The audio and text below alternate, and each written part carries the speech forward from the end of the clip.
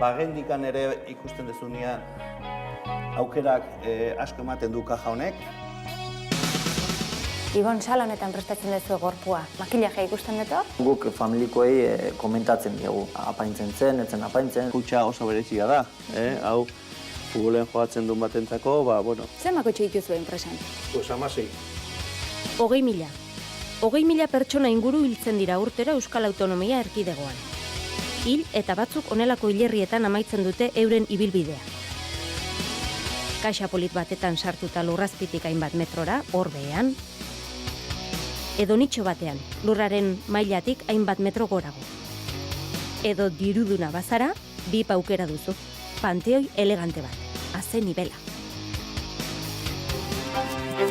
Errauts bihurtu zaitezke ere bai, eta itsasoko olatuen artean dantzan amaitu. Eta aukerarik merkeena gogoraraziko dizut. Oparitu zure gorputza zientziari.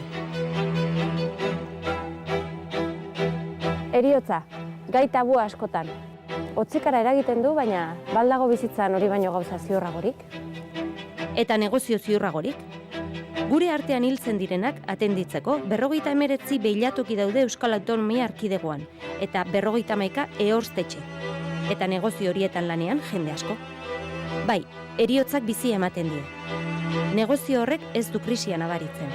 Pentsa, familia batek bataz beste 2.500 euro inguru gastatzen ditu hildako senideari agurduin bat ematen. 2.500 euro. Eta zu zer?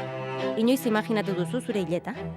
Pentsatu duzu non eta nola amaitu nahi zenuken zure bidea? Lurperatuta edo erraustuta? Langabezian zaude, lurperatzaile izango zinateke? Ala makillatu eta prestatuko zenuke gorpu bat soldata hon baten truke? Gaur, heriotza lanbide dutenekin nago.